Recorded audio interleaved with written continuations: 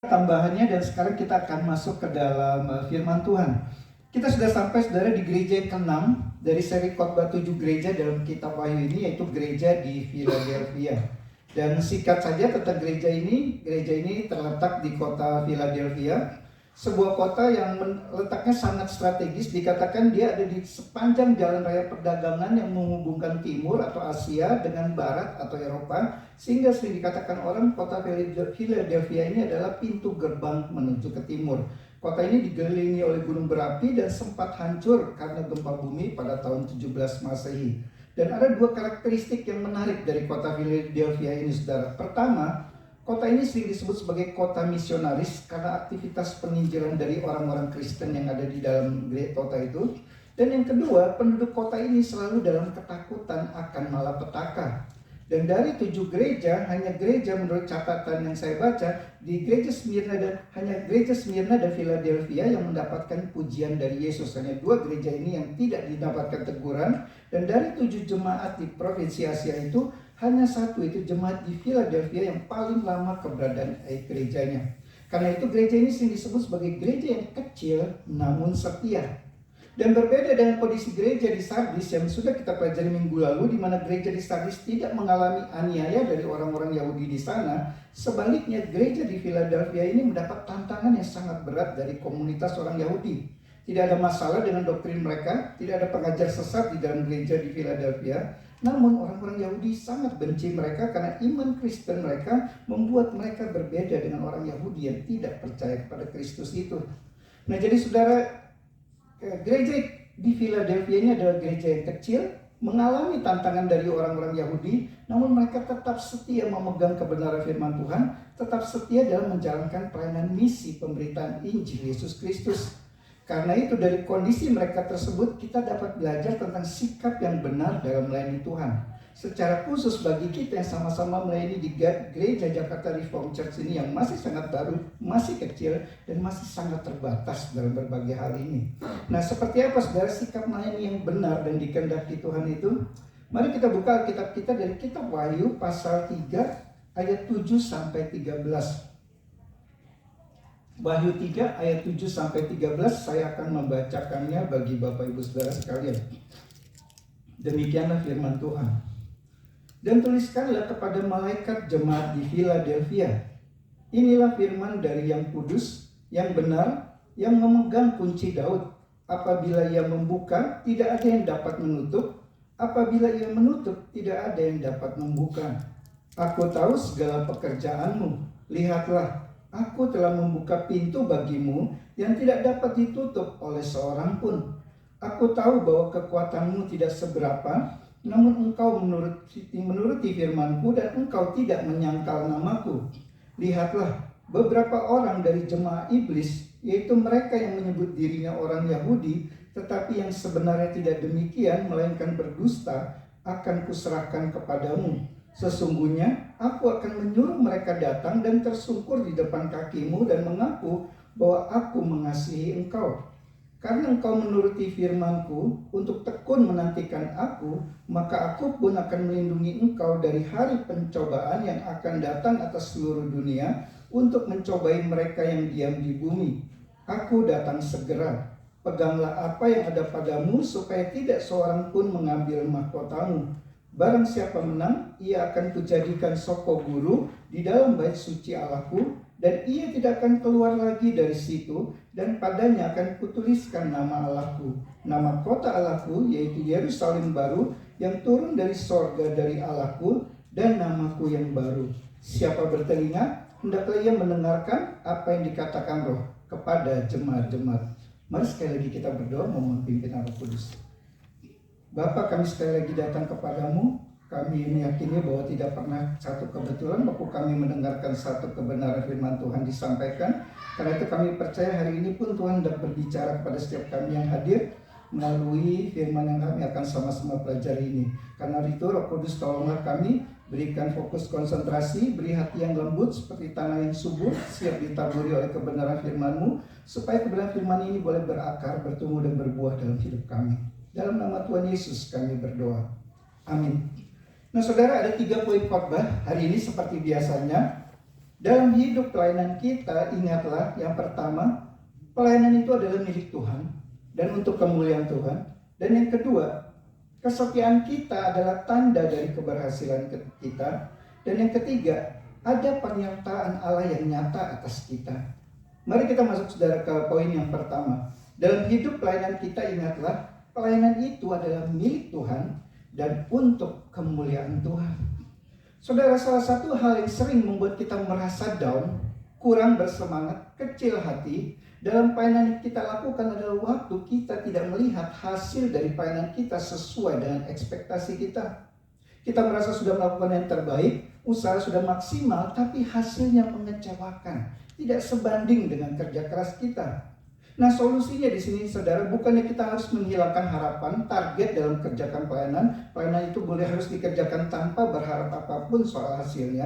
Bukan seperti itu tentu. Tidak ada yang salah dengan memiliki harapan atau target dalam pelayanan. Tetapi saudara, yang harus kita lakukan adalah memaknai sepenuhnya bahwa segala sesuatu dalam pelayanan kita, prosesnya, dinamika naik turunnya, hasilnya apakah sesuai dengan harapan kita atau tidak, semuanya ini ada di dalam kehendak dan ketetapan kedaulatan Allah. Bagian kita hanya melakukannya dengan setia, dengan maksimal. Soal hasilnya seperti apa, itu adalah bagiannya Allah.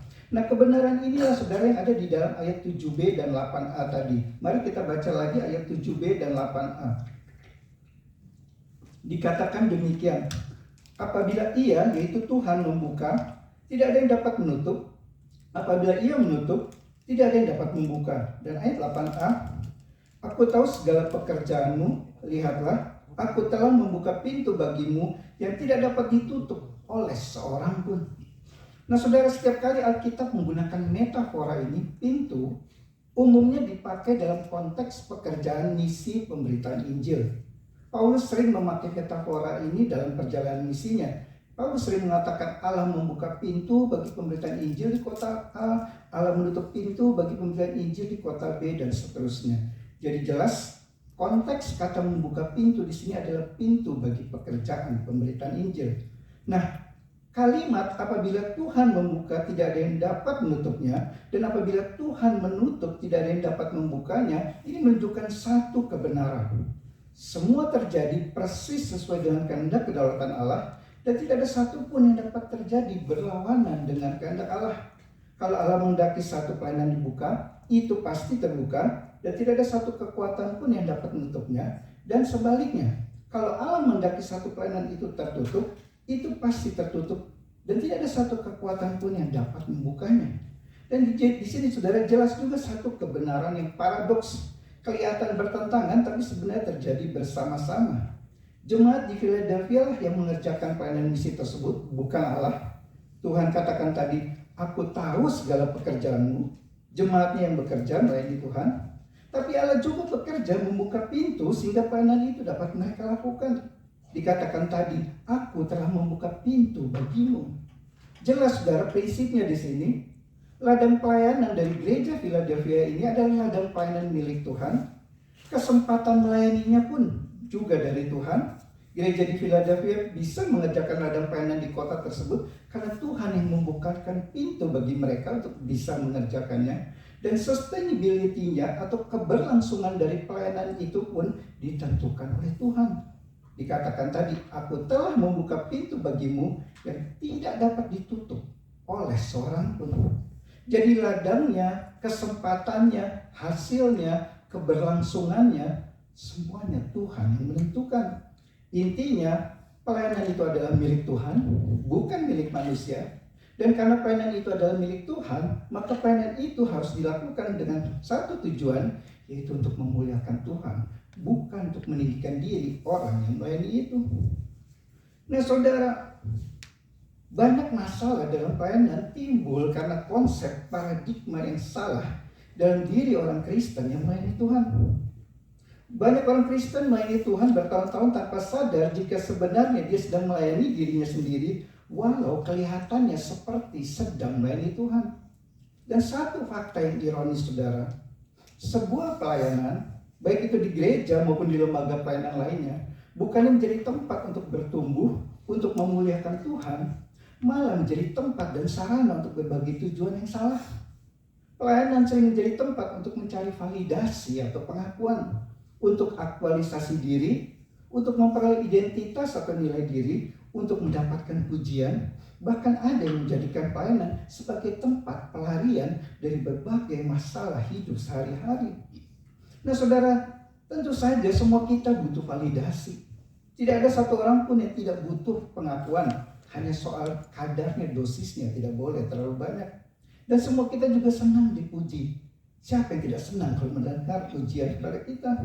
Dan setiap kita juga ingin dihargai. Siapa yang di sini rela egonya disentuh, kelemahannya diserang? Tidak ada yang suka, saudara. Dan tidak ada satupun dari kita yang suka kalau ada orang yang bersikap kurang atau tidak menghormati kita. Entah itu kaya, miskin, berpendidikan atau tidak, semua orang ingin dihormati dengan selayaknya. Dan tidak ada masalah, saudara, dengan semuanya itu. Inilah sifat semua manusia. Namun saudara, menjadi masalah serius jika kita melayani Tuhan karena ingin mendapatkan validasi, untuk mendapatkan pujian, melayani sambil mencari penghargaan, dan melayani agar orang menghormati kita. Mengapa ini masalah, saudara?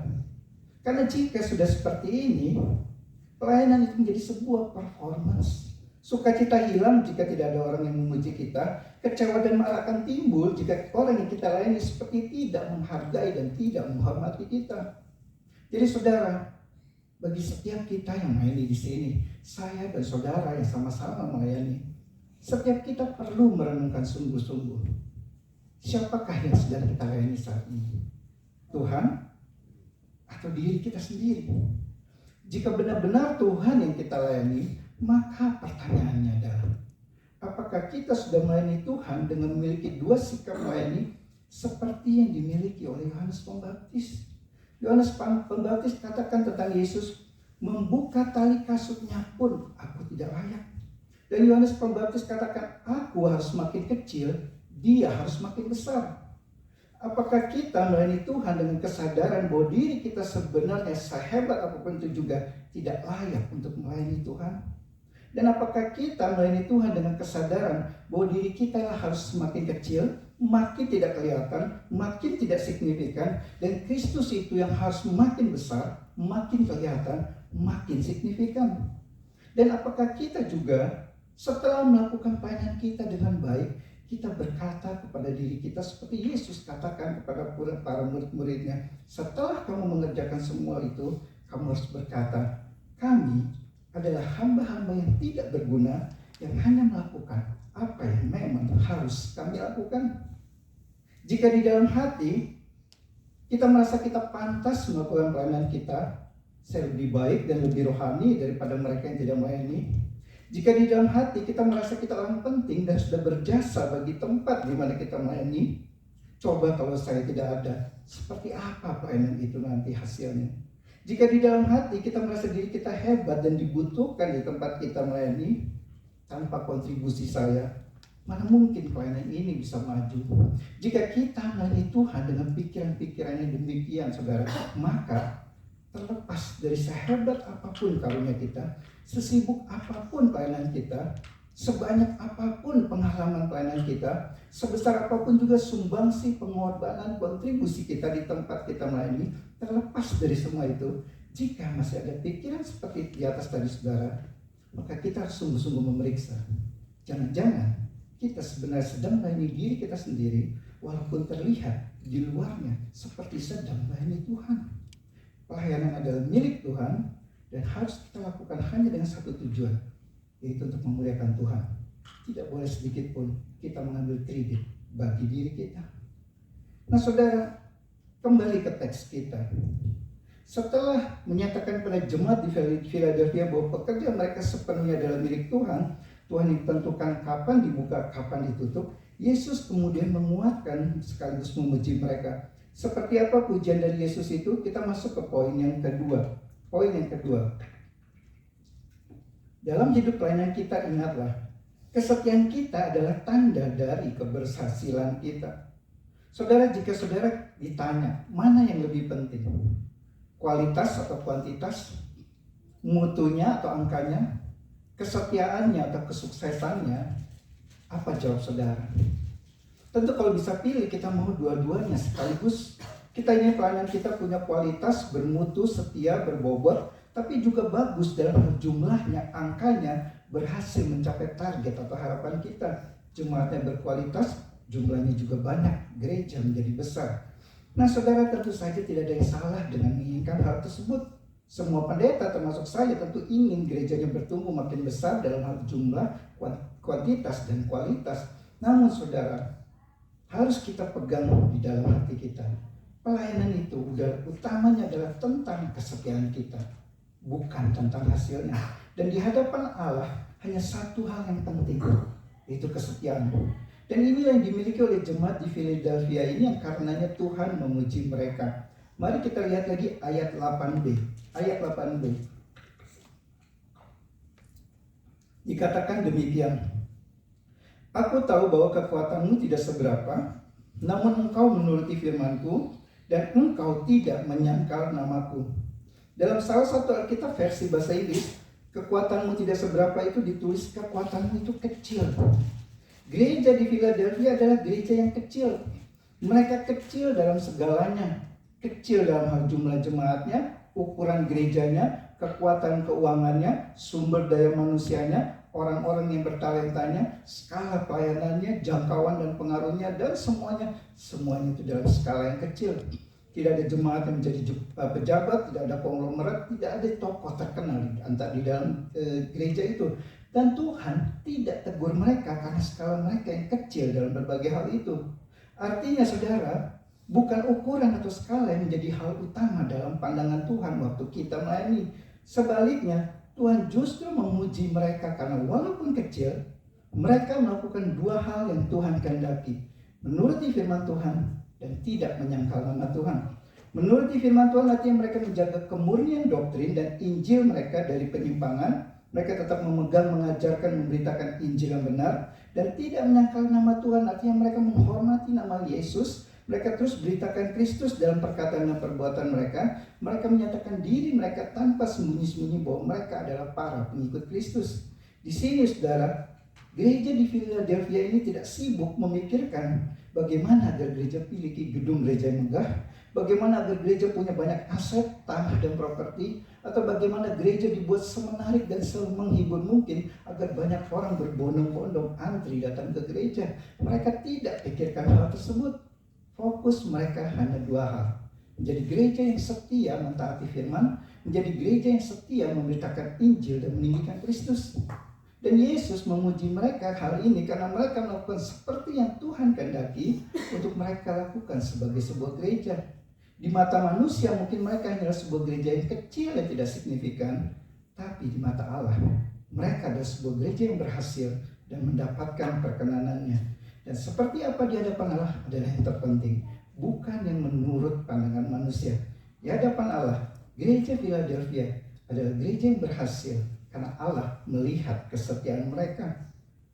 Nah saudara, ada satu hal yang aneh.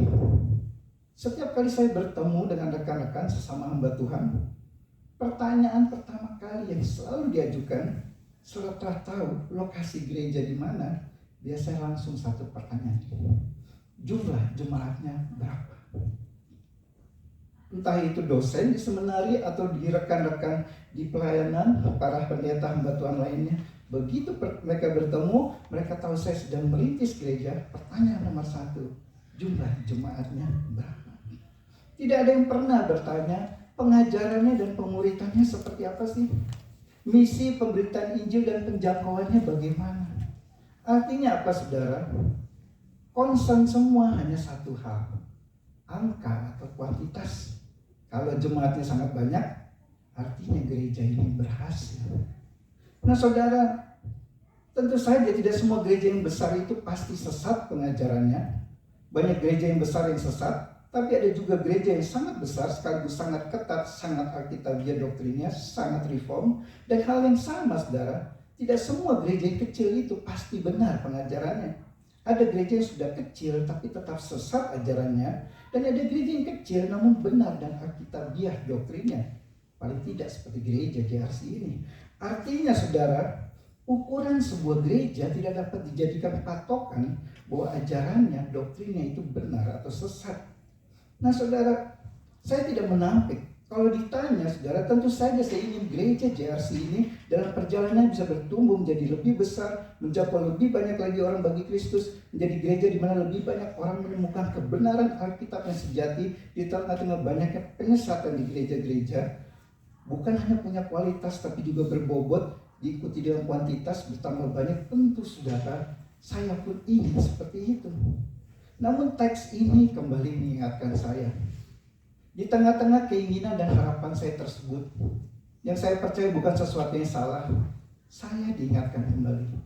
Tugas dan bagian kita, saya dan saudara yang melayani Tuhan, adalah memastikan kita menjadi gereja yang setia pada kebenaran Alkitab, setia meninggikan Kristus, setia memberitakan Injil yang benar. Bagian kita yang Tuhan tuntut adalah melayani Dia dengan setia. Soal pertumbuhan gereja akan seperti apa, seberapa banyak jemaatnya nanti, itu adalah bagian Tuhan, itu urusannya Tuhan. Dan doa dan harapan saya saudara waktu mempersiapkan khotbah ini adalah agar gereja Jakarta Reform Church ini tetap menjadi gereja yang setia pada Tuhan dan kebenarannya, baik waktu gereja masih kecil seperti sekarang ini, maupun waktu nanti kalau gereja bertumbuh menjadi lebih besar. Dan saya mengajak setiap saudara, mari kita sama-sama bergandengan tangan dengan sukacita dan setia melayani Tuhan di gereja ini sambil terus mengingat prinsip ini. Pelayanan adalah tentang seberapa setia kita dalam melakukannya, bukan tentang seberapa hebat kita mengerjakannya, ataupun bukan tentang seberapa besar hasilnya. Itulah yang Yesus katakan dalam perumpamaan tentang talenta. Yesus katakan siapa yang setia dalam perkara yang kecil akan diberikan tanggung jawab dalam perkara yang besar. Matius 25 ayat 21. Artinya bagian kita adalah menjadi setia, soal besar kecilnya itu adalah bagian Tuhan. Nah saudara, kadang kita berpikir upah yang Tuhan berikan jika kita tetap setia melayani Dia hanya akan kita terima kelak di surga. Padahal ada berkat Tuhan pada saat di dunia ini selain nanti di dunia akan datang. Seperti apa berkat yang kita bisa terima saat ini? Kita masuk ke poin yang ketiga yang terakhir. Dalam hidup pelayanan kita, ingatlah, ada penyertaan Allah yang nyata dalam hidup kita. Mari kita lihat ayat 9. Di ayat 9 dikatakan demikian. Lihatlah, beberapa orang dari jemaah iblis, yaitu mereka yang menyebut dirinya orang Yahudi, tetapi yang sebenarnya tidak demikian, melainkan berdusta, akan kuserahkan kepadamu. Sesungguhnya aku akan menyuruh mereka datang dan tersungkur di depan kakimu dan mengaku bahwa aku mengasihi engkau. Ini yang Yesus katakan kepada jemaat orang Kristen di Philadelphia ini saudara. Dan mari kita coba renungkan saudara, apa yang sedang dilakukan Tuhan di sana. Pertama, Tuhan menghancurkan